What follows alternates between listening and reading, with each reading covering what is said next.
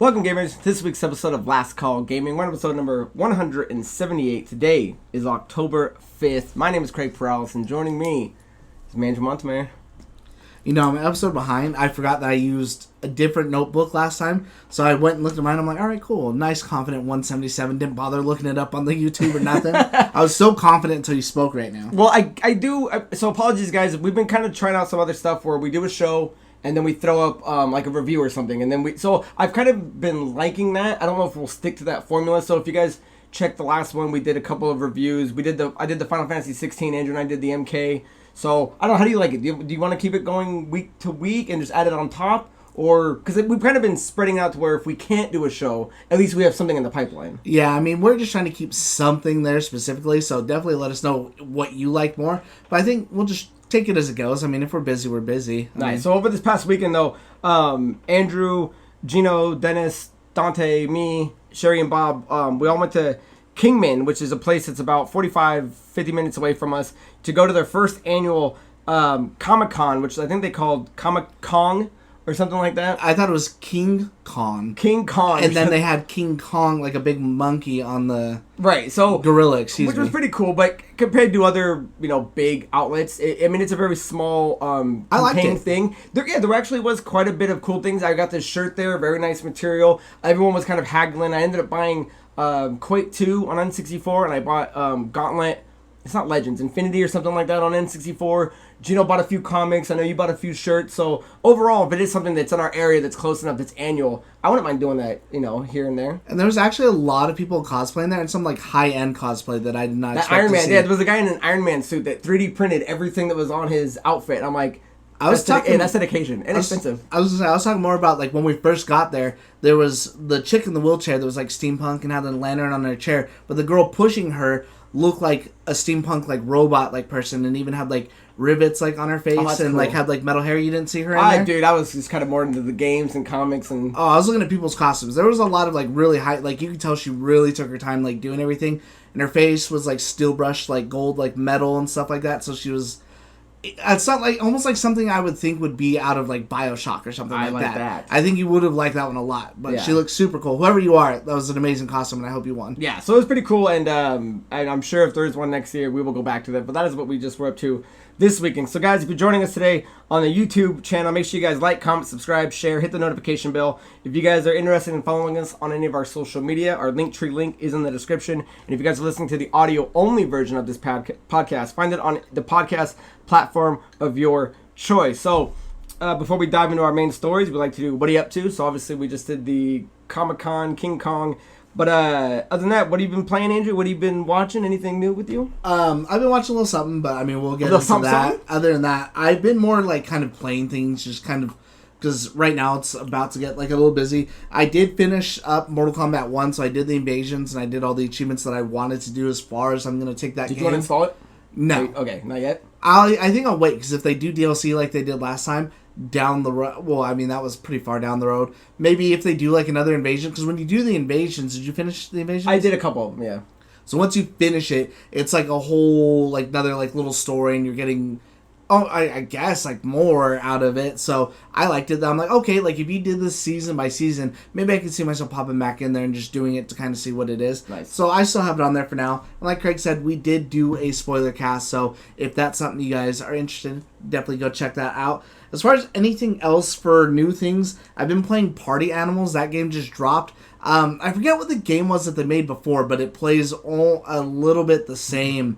And pretty much you just choose your creatures, and before you're just kind of like fighting each other, whereas now it's almost like different mini games. So I played one where you're playing football. There's other ones where you are fighting each other, and it could be in like teams of 2, teams of 3, teams of 4.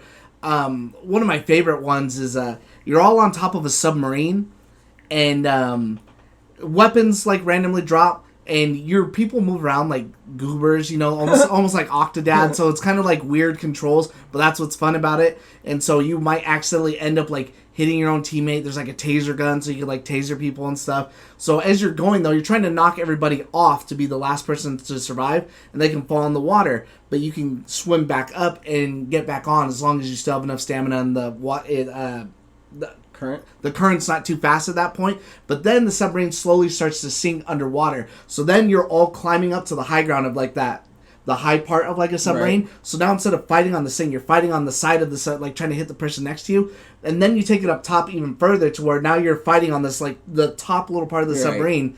And then you can take it a step further to where if someone's still alive, you're climbing up like this little antenna, and you have like two people fighting it out on the antenna while everyone else is drowning. Or last night, I ended up winning one where they were up there fighting, and they both fell off and drowned. But my guy was holding on to like the tail end of the submarine that was just barely below water, and somehow he didn't drown. So nice. Either way, it's a crazy fun game. I was watching the trailer because I didn't know what the fuck you were talking about because it's on Game Pass, right? Yes. So I was watching it, and you got to watch it with the audio on because the trailer looks funny if you're not, if you're watching on YouTube, you're not hearing the audio. But dude, the guy narrating was so fucking funny. He's like, you got this character who's a goose, and this guy who's bullshit. So I don't know. The trailer actually was funny, and I was showing Deandra, and I was telling her, let's download it, and maybe we'll jump in with you guys and play. You should. It's crazy fun. And then you can like pull different characters. There's so many costumes and stuff. On my first pull, my cousins were mad because they've been playing longer than I have. I pulled an epic right away, and it was like a hammerhead shark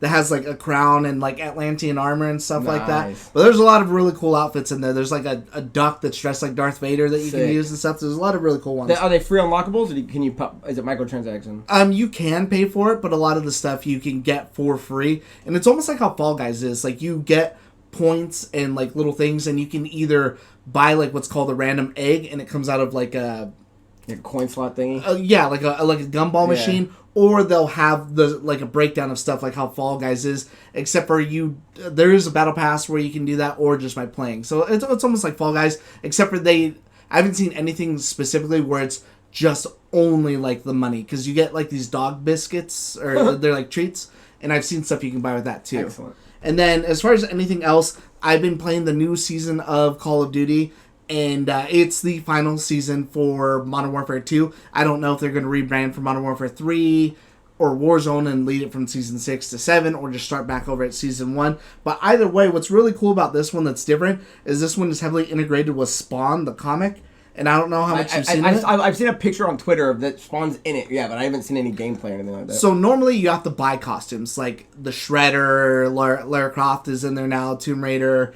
They had like Tim the Tatman and all kinds of other stuff. So they're going hard Fortnite. They have a lot of people in here now. So there's like a Spawn operator. You could be the clown, and then there's a gold version of him too if you want the $30 battle pass. Normally they don't add these costumes to the battle pass. So there's all kinds of cool Spawn characters that I've never seen before. There's some dude with a gas mask. There's some weird like tree thing that looks like Groot that I guess in there. The Violator, like when he turns into his big thing, is like one of them in there. Sick. And they actually brought Keith David in to do Spawn's voice. So when you're playing him, you'll hear him narrating stuff to you, or when he's killing people, he's like talking shit. And it's not even just Spawn, they actually have the Al Simmons version of him too before he gets burned. So I thought that was a really cool thing for them to do with the season before they bring in The Haunting, which comes in, I think next week is when they start doing their Halloween stuff with like all the haunted little random things around it. So either way, I think for a final season, it's looking pretty cool. So definitely get out there and check that out if you're a Call of Duty fan. Nice. So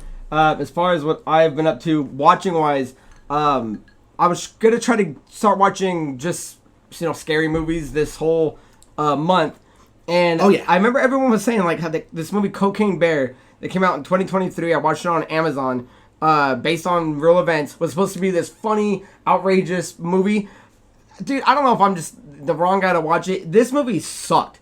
Like, I hated everything about it. And what was weird is the trailer was fantastic. Like, when you watch this trailer and you see what's going on, it's great. It's directed by Elizabeth Banks, who kind of has a hit or miss, phenomenal actress, but kind of a hit or miss as a director. But it's got, in my mind, terrible acting, bad dialogue, completely just dumb characters, and for what I thought was supposed to be a funny rated R movie, it wasn't funny. There's a few funny parts, but like I thought the movie in its entirety was going to be, I'm laughing along with these guys. And I don't know, I personally don't recommend it, so it is a bad start for my October scary movies, and we got a question later on, we'll get into more of that, but that's what I watched for the first time. As far as what I've been playing a few different games, but the main thing I just beat was the game Sea of Stars, which Oh, wait, let me see if I can back up here real quick. It is a 2023 role-playing video game by Sabotage Studio. It was released for pretty much every platform. It came out on August 29th, 2023, and it's really kind of a throwback retro game. It's got... Look great. Yeah, it's got hardcore, like, Chrono Trigger vibes. I know that's what a lot of people were comparing it to, but it had pretty much everything you would want in a classic kind of RPG. It had engaging turn-based combat, which did the timed hits. So if you're familiar with like Mario RPG, you know, you do a hit, and if you can hit it at the same time, it'll do extra damage, as well as if you're blocking, it'll do a higher defense. Your cast gets up to 6 party members, each having different unique abilities that, as you can switch out, which I didn't know until later when Geno was watching me play, because generally when you switch a character out, you lose a turn, right? You switch them out, that's the turn. But in this game, it's a free ability, so you can constantly switch them out and then use an attack. And I'm like Final Fantasy X? Yeah, I was like, God damn it, I wish I would have known that a little early, because most games, you know, don't really do that. That's going to be the turn.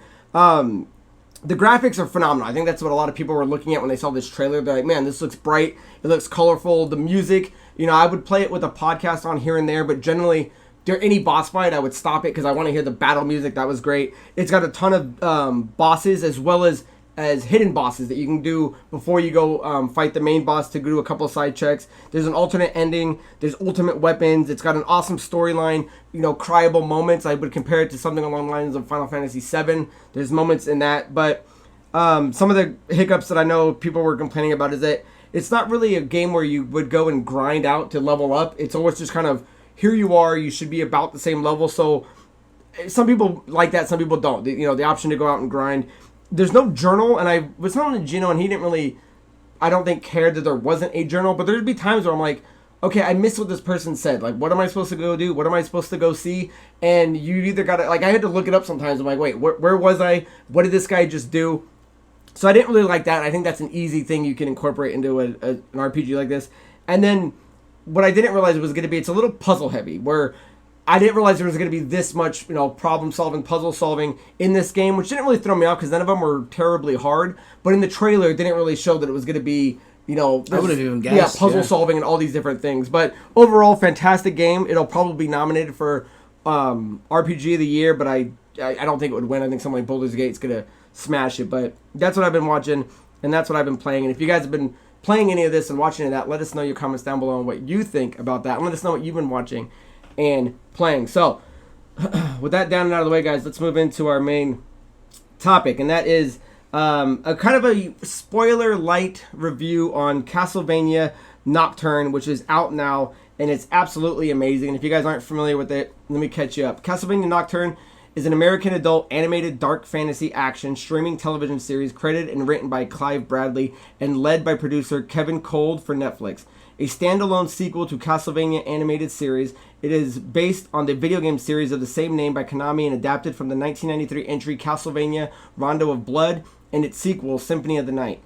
Set in 1792 during the French Revolution, it follows Victor Belmont, a descendant of the Belmont family, his adoptive sister Maria Renard, and the Dampierre Alucard. Castlevania Nocturne premiered on September 28, 2023 with 8 episodes in its first season to positive reviews from critics. Now, I've gone all the way through it. Andrew, I think you said you're halfway through it or maybe more. Yeah, I'm like halfway through. So I wonder if maybe I was waiting more for like, all right, now I'm in Halloween and now I'll... Yeah, because I didn't watch it until, I think, a couple days ago. So yeah, when it dropped on September, I don't think I watched it till coming into October. So it's coming out with some mixed reviews, and the mixed reviews are kind of one-sided to where the critic reviews are fantastic, right? I think that's on Rotten Tomatoes. It's sitting at 100. IGN gave it like a 9. Yeah, where the fan reviews are kind of the ones bombing it, giving it 50. I think it's sitting at a 53%.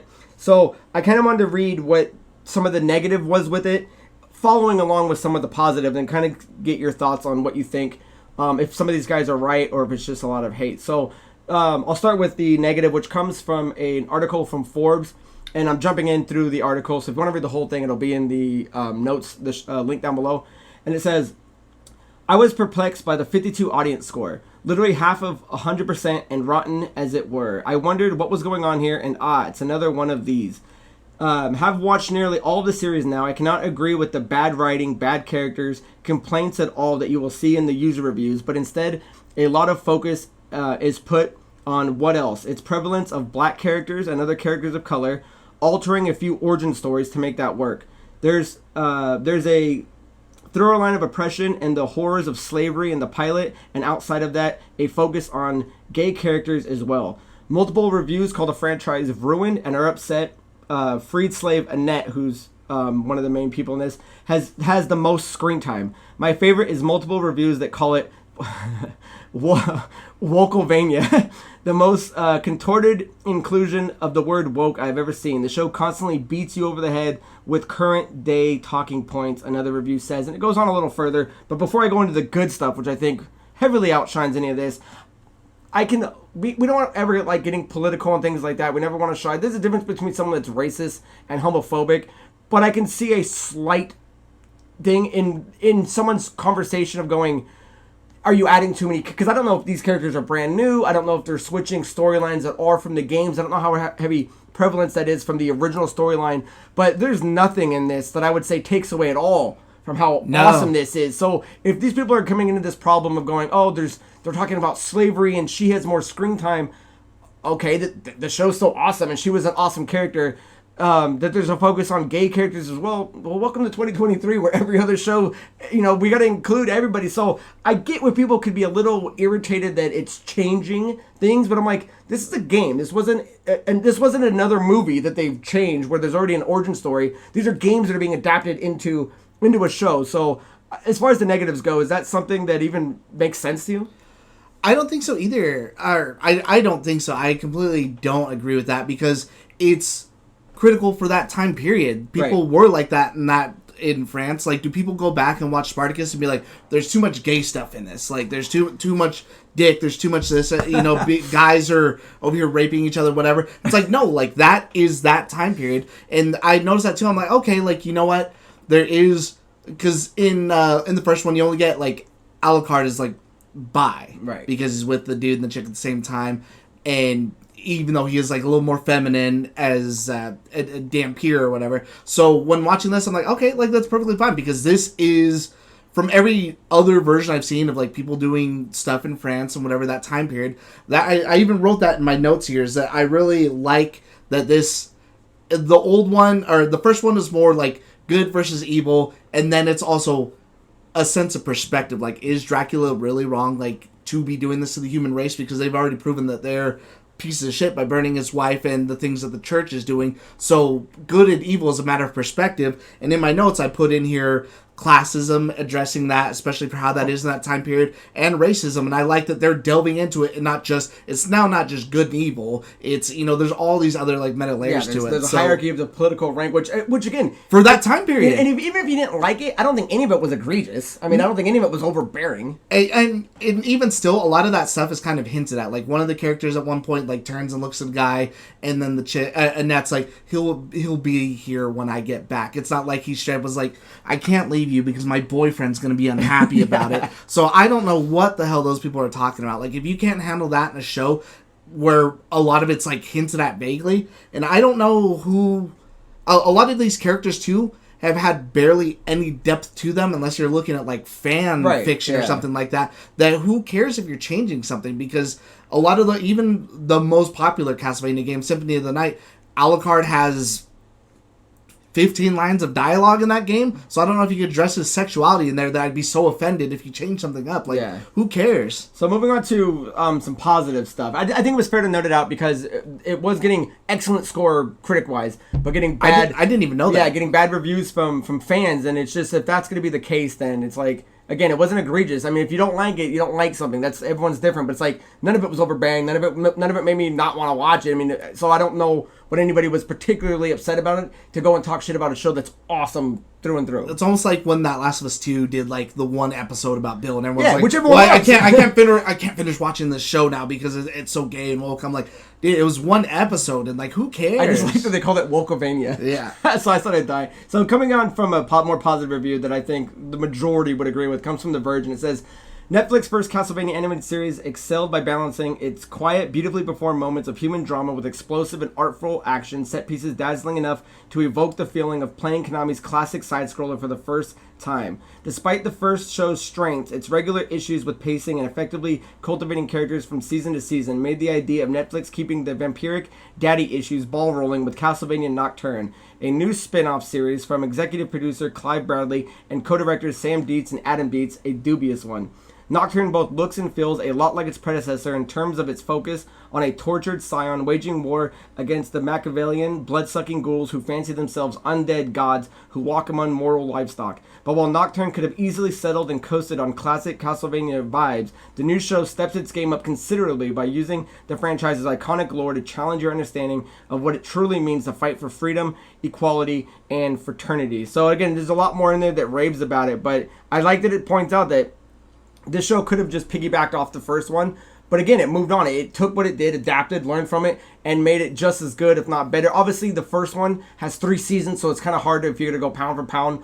Is this one better than that one? The other one has 3 seasons that are telling a much bigger story that comes to a conclusion, where this one's moving in the right direction, and I can't wait to see season 2. So I'm much more on the merits of the show than any negativity that anybody had. I would say season 1 to season 1, especially because the first season one was only like 4 4 episodes. episodes. Yeah. This one started strong right out of the gate. Yeah. I remember I'd watched it before you, and I was like, dude, once you start, it's already taken off. Yeah, so as far as the show's accolades, I would say it's definitely worth watching. It definitely deserves all the praise, none of the negativity. So moving into a little bit more of the spoilers, just recapping some of the characters, and Andrew knows a lot more about the Castlevania lore, so I kind of want you to point out who's a new character. Is this in the games at all? So starting with the time period, which is set about 250 years after the first Castlevania with Trevor, which is now in the French Revolution. Does any of those games, because they're saying Symphony of the Night and Rondo of Blood, is that when that takes place, or are they introducing this timeline just for the show's sake? That was something that as soon as I'm done, I'd have to look up, because I've done Rondo of Blood once and Symphony of the Night,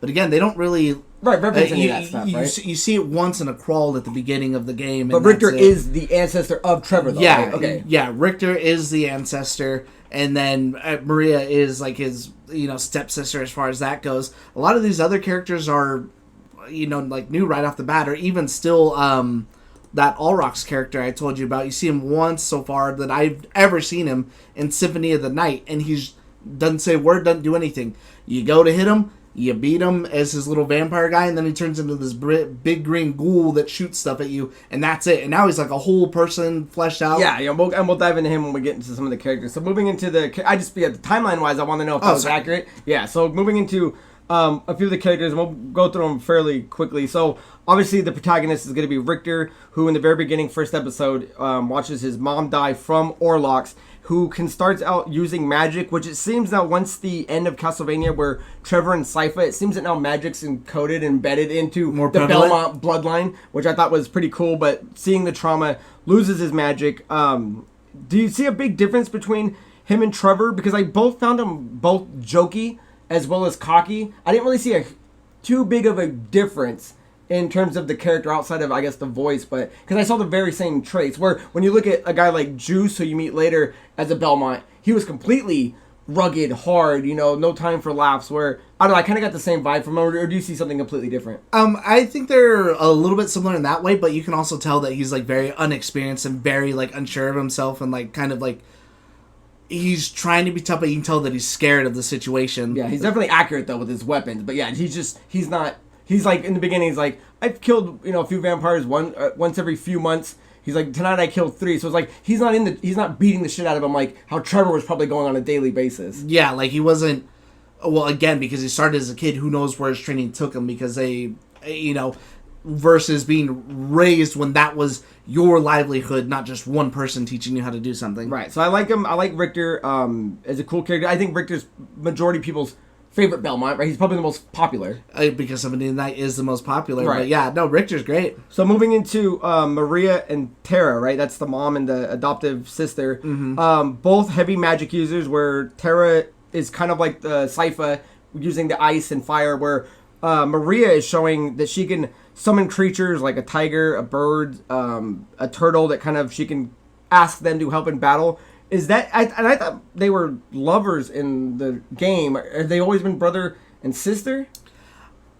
Again, that's one of those things like you'd really have to like dig deep Okay. into because we played the same game. So Yeah. unless I'm on Wikipedia, like okay, what did I miss in between? So whatever it is book? like they're more sculpting out this story. I mean, unless you are hardcore into the Castlevania lore. Yeah, like you'd literally none of this stuff is like you'd have to go and like read bit by bit on some weird. Well, how'd you website like or their something. look? How'd you like the characters? How'd you like the way they are portrayed? I love them, and I love seeing more of the magic too, like with the summoning and everything. That was one of my favorite things too. Is okay, now we've moved beyond just like basic kind of like magic spells, and we're seeing all these different things. Especially too, I like her. I just call it the Thundercat, whatever. That it thing is. was so that dope. that thing's so sick. Dude, why wasn't that thing in the beginning? Why was she using two birds? One gets fucking mopped up, and it's like, you have Yeah. access to a fucking lightning kite? You're not using that 100%. Yeah, so. I was gonna say that thing's by far the coolest. And I think it would have been cool if it would have showed that she was getting stronger. You know what I mean? They don't really emphasize that. I think the show does rush a few things. It would have been cool if she's like, I can only do birds now. And then later on, I can start summoning more. You know what I mean? It's showing her get more powerful. I don't really care for the look. I hate the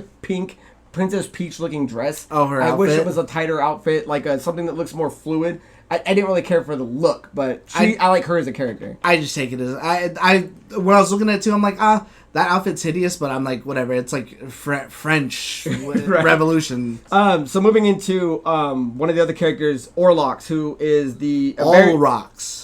Is it All Rocks? It is all rocks, and I only know that because I've always pronounced it Orlox and never gone back and looked it up. All and then when I rocks. first started watching the episode, when he introduced himself, he says all rocks. Alrighty then. So he's a super powerful vampire who's the guy that kills Victor's mom, who during the show he's kind of petrified when he sees him. Eventually overcomes it, which is a very cool episode. I won't spoil that for you guys. But he does show the abilities, unlike your average vampire. He can fly. He can turn into a shade. He can shoot magic. And then eventually they show that he can turn into a dragon. Now, I was going to ask you if he's a new character, but since you're saying he was already in a game, but he turned into a ghoul, is dragon a part of any of that lore? I've never heard of it. He doesn't do that in Symphony of the Night, and that's the only time I've ever seen him. So how do you like that as a new addition then? I think it's super dope. I would like the idea that different people can do like have different powers and do different things. So that was almost kind of a thing in the last one where like they didn't so much that people had different powers, but you had like that big Russian chick from the last one that was huge versus Awesome. Carmilla or like Lenore who are tiny. So I like seeing more variants in this. And I'll tell you what I really like off the bat too is what they've done with like all the vampires. 'Cause that's one of the first things that you notice is all their eyes are like beautiful. The art style in this is so. I didn't think they could take it to another level because the art style was already beautiful. Somehow they managed to outdo themselves, and he's the first one you meet, and he's got like those just green eyes that totally every time you see it, instantly just pulls you in. He's my favorite voice. I can he's listen so to him, good. I can listen to him talk about anything. So he was fantastic. The abbot, who is kind of the town's religious leader. You find out that kind of the way the story's progressing is that he's made a deal with the vampires to crush this new French Revolution, and he's kind of using the off balance of going, let's send in these terrors so that people can restore their faith in religion. It's a very crooked and interesting story, and a huge spoiler. You find out that he's the father of Maria, which is a really cool aspect of the show. He's one of these characters. He's got a super strong, powerful voice. But he's also, you can tell as much as he's in love with God and religion that like he's twisted. He's a little corrupted. He fell from the path, and I don't know if there's anything more you want to say on him, but Nah, not too. I mean, I felt like when I was watching right away, I'm like, oh man, I feel like this guy's gonna be pretty conniving. As much as it seems like he wants to help, Yeah. like there's no way. But an episode or two later, I'm like, here we come, full circle. So the next two new characters, I believe, are Annette and Edouard, who are pretty much telling it from the slave point of the story of these two rebellious people. One of them kind of leads a revolution with the group, which is Edouard, and then Annette was born on a slave plantation, which they kind of say that all the plantation owners were vampires. So she's growing up with this vampire, and then she finds out that she kind of has this divine blood in her, which allows her to bend sand and metal, which predates anything that would be like a vampire. This goes back into like old Egyptian gods. I thought that was a really cool story. The Edouard character is kind of this big opera singer. Eventually, he gets turned into a night creature. But just like in the first season with regular Castlevania, I like that some of them can remember who they are and they can start talking. So again, their story was really interesting to unfold, and I think well additions to the story. I would say I can't remember seeing them in anything else, so I'm pretty sure they're new. But I love Annette. I think she's great, and especially that whole like kind of plantation background, because that's like a bigger thing with this, is that vampires, sometimes when they're not out in the open, they're just up in a higher place in the hierarchy. So in the French area, they're up there with the aristocrats. They're above the aristocrats. They're kind of that, Illuminati, that secret force in the background. Whereas in the plantation, you have that owner, and then there's that head vampire at the top. And I'm like, that's cool. And then last but certainly not least is Drolta, and I always can't say the name right. Erzabeth, who are the main antagonists, which she is now what they're calling the vampire messiah, and her right hand is Drolta, which these people are just 100% pure evil. There's points where they're talking about how she just puts people in hooks and just lets them drain blood slowly. What was cool with this is that Drolta, eventually you kind of see that she's able to transform, so she's high up there on the vampires, but the character of Erzabeth is someone that was, I guess, 100% evil as a human, has turned, at some point is drinking the blood of this goddess, this old moon goddess, and is now coming forth as this messiah to bring vampire to the hierarchy and make them now 100% dominant, no longer living in shaded circles around humans and stuff. So it's almost, we're at the point where they're getting ready to cut off this blood source and become dominant, which this show, at least season 1, is Castlevania without a Dracula, and I don't think that's necessarily a bad thing when we get someone that's as cool as these two characters. So what do you think about this not having Dracula in it and these two new people and a vampire messiah? I liked them because, sometimes that's what you need, is like a bad guy that's just like a true and through bad guy. Like, I don't need you to have a sympathetic background like what they did with Dracula and stuff. As much as I love what they did with Dracula and everything, I can't see how you could bring him back in the future and then him still, like, especially with the way he died and everything, and then want to, like, decimate humanity again because he was kind of already at peace with how he was left in the end of the first one. I'm like, okay, cool. Like, we're just a bad person that's just a bad person that doesn't care, and all they care about is power, and I'm about that. Sometimes that's all you need. Well, I think Geno was reading up on something or told me about it, that apparently she, because I forget the goddess that she drinks the blood of and becomes, but I guess her and Dracula have fought before, and it's kind of a standstill. So she is on that level of the most powerful, because where Dracula is the first vampire, she's like this predated deity blood goddess. So it's like, they're not the same, but they're not. I don't think one's more powerful than the other. So it's cool to see a villain that's just as strong and capable as Dracula, who, like you're saying, it isn't a sympathetic character. This is going to be all out. And then I won't spoil anything else, but if you were interested in Alucard making an appearance, Alucard does make an appearance, and it's fantastic, which is why I cannot wait to see what they do with Season 2. So as far as pros go for this, I think it's a fantastic story. I love all the new characters, and I love that it's going to be moving forward. As far as the cons, I don't know if I like the idea that we're dealing with godlike powers for characters. I don't know if that's ever touched on in the games, but for me it's like, well, if you're already going to godlike level, then can there possibly be a third spin-off of Castlevania? Like, how much higher can you go? Or where else do you get a battle? I guess I don't mind it, because the way I kind of look at it is like what is a god in that universe, and I feel like it's maybe like a creature among men, like a vampire, a werewolf, or something like that. That's what they describe as a god, as someone who just has a supernatural power that maybe can't be explained or something like that. I dig it. So, was there any other character that you wanted to talk about at all? Because there's a ton of guys, and I don't want to spend too much time on it. I just wanted to go over the fact that the people that are hating on it for the wrong reasons. The show overall is fantastic. Andrew said it best.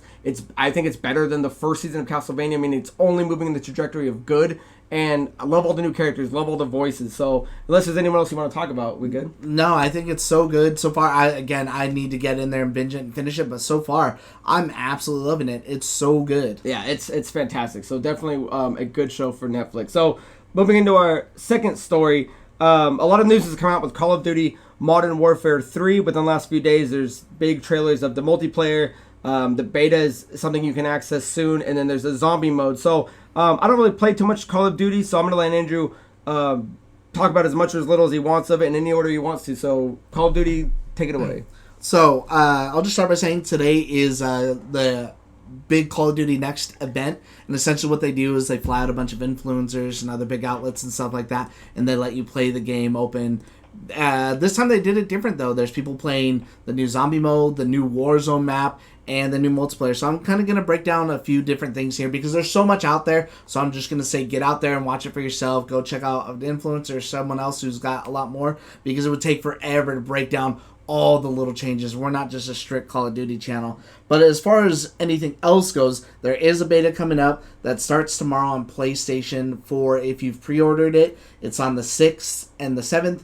It'll be open on the 8th for everybody. And then for all consoles, pre-order versions, it's going live on the 12th. And then open for everybody regardless of anything on the 14th of October. So I'll probably stream something like that from it while we're playing it.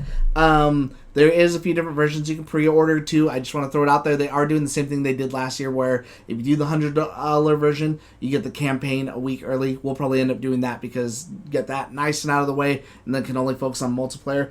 As far as anything else goes, they did show off a big chunk of multiplayer. There's all kinds of gameplay out there.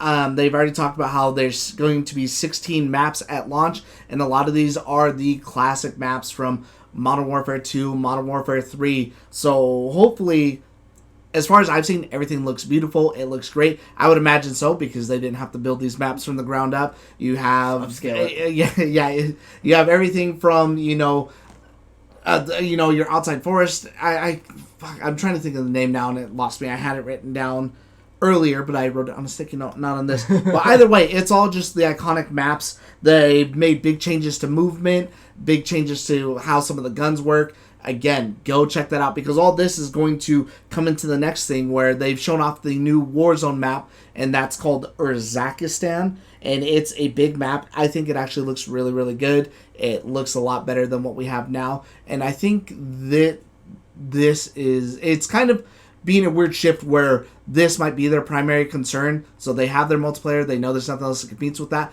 Their bigger shift has been lately trying to compete in that big battle royale space, because that's where the money is, especially on a free-to-play, get people to pay for those transactions. A lot of people have not been happy with Warzone 2, especially since it came out, that this might be the shot in the arm that it needs to get back on top and capture that lightning in a bottle that Verdansk was. On top of the fact that they are bringing in a new map when Season 1 drops December, I think 13th is when it is. They are bringing back Fortune's Keep and Rebirth Island, which were old Resurgence maps. And again, those are things that people loved before they took those maps out.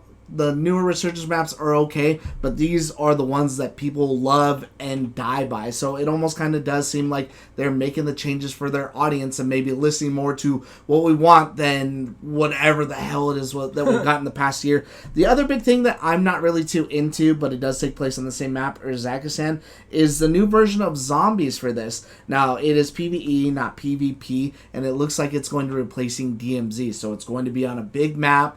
You jump in there and you're looting resources, and I guess the way that they've broken it down to where it almost seems like it's in levels is there's different areas that'll just be harder. So you're going to be infiltrating, trying to get whatever you can and get the best stuff that you can, and hopefully you can exfil alive.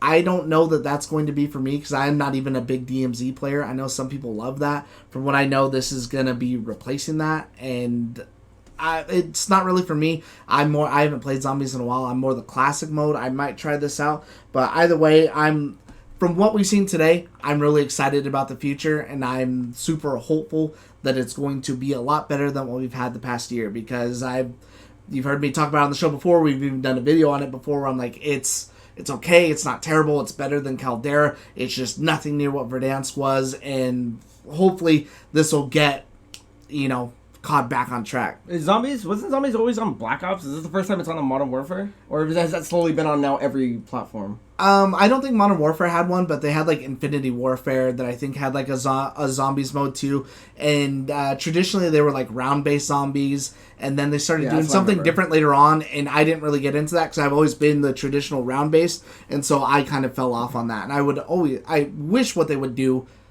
and I don't know if they did it on another thing that wasn't for modern consoles, I don't think it's available, would be to get like all the classic maps and do like, here's all of them, so you can just play them all in however it is you want to play. So something for the newer people, something for the older people. Either way, COD blow information out the wazoo right now. So if that's something you're interested in, definitely get out there and check it out. And if you're interested in playing, come the 12th or something like that, I will be on. Yeah, it's good, right around the corner. Excellent. So, guys, with that done out of the way, leave your thoughts and opinions about Call of Duty Modern Warfare 3. So, Estate is the map I was thinking of. Estate. I know you had it. I knew you had it, didn't you? So we're running a little long. So many questions we can get done, guys. So we're gonna move into questions of the week. If you guys want to leave a question that Andrew and I can answer on the show, you can do so a couple different ways. You can email us at lastcallproductions@gmail.com.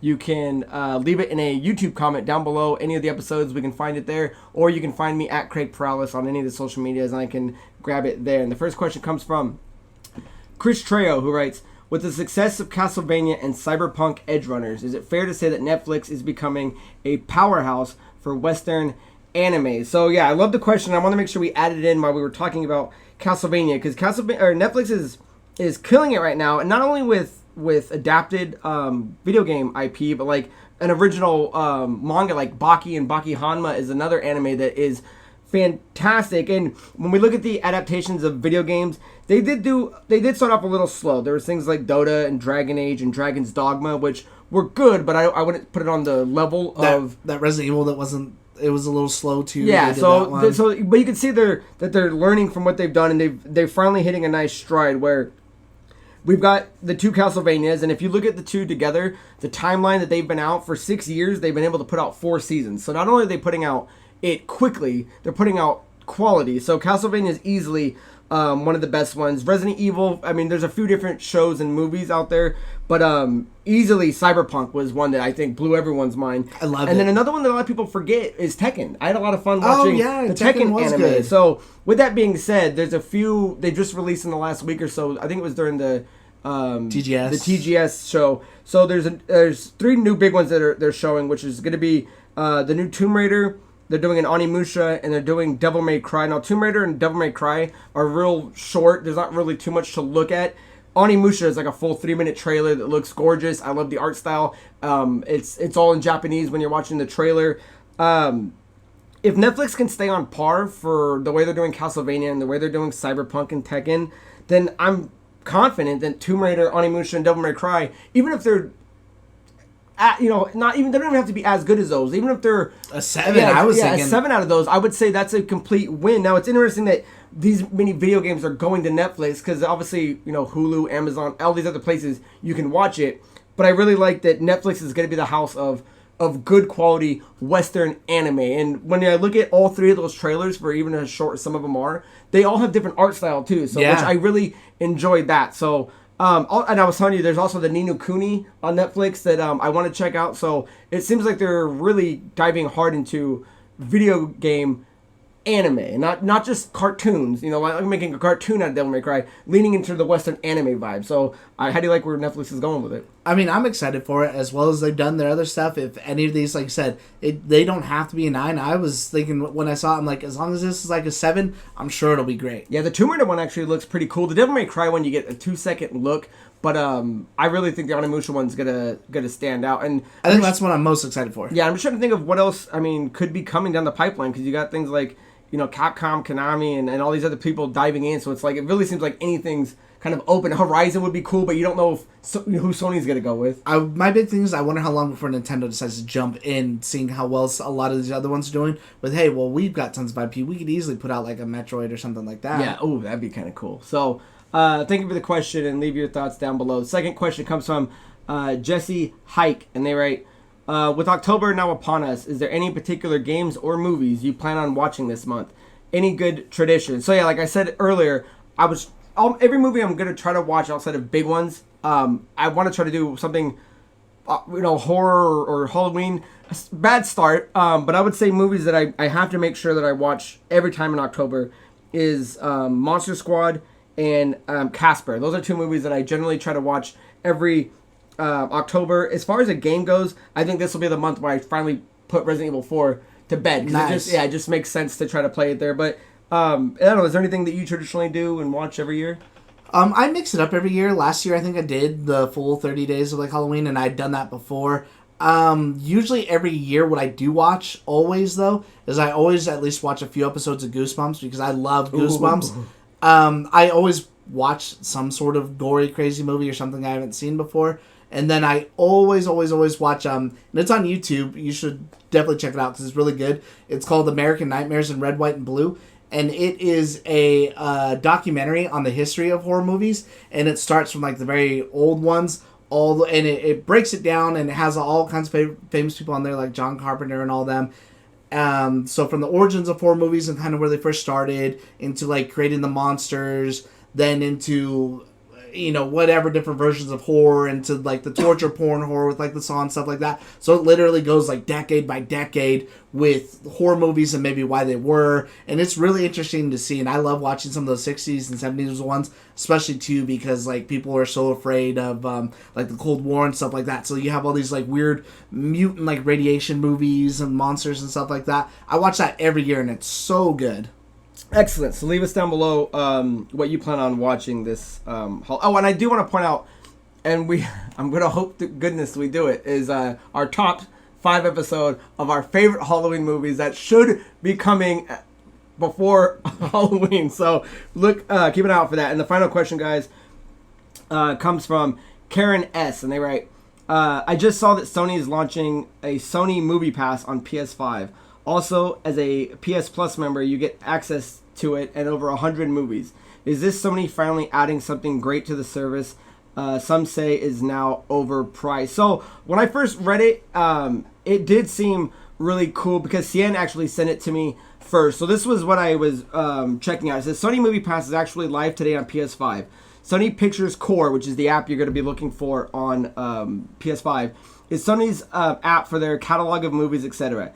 The app is live today on PS5 and PS4, where you can purchase content but also gain access to free content as a PS Plus Premium subscriber. As a PS Plus Premium sub, you gain access to 100 movies. Sony notes that more benefits will come, such as PS5 themes, etc. So it was really cool, and I downloaded it. I wanted to check it out.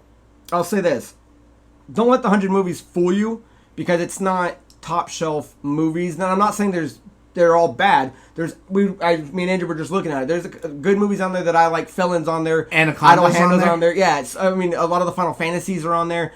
Resident Evils are on there. But if you thought you were going to be looking at watching the new Spider-Man or the new Gran Turismo. I want to jump in because I want to say I think that's the funniest thing is because in the pictures they show where they're promoting this thing, you see the picture of the brand new Spider-Man. So in my head I'm like, cool, that's cool. The brand new Spider-Man's on there, and as soon as you get on there, it is not. Yeah, so what it actually is when you look at it, which I don't know if you were moving it around or I was just showing you, the UI on it is great. I will give it that. It's better than Paramount. UI. It's better than a lot of other ones. I'd say it's better than Netflix's UI. Yeah, it's way better. Netflix arguably is one of the worst. Yeah.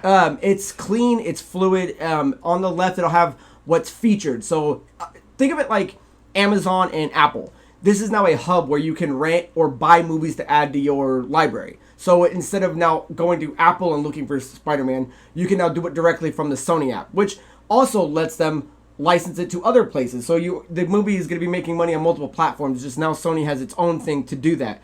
Then there's a tab that says what's accessible to a PS5 Plus subscriber member, which again, 100 movies. I mean, we went through the list. You go through the list pretty quick when you realize how short 100 movies actually is. How many of those are in the 60s? Yeah, not all bad movies, but not all great movies. So they make it sound like it's blowing it away. So is it giving you bang for your buck as a premium member?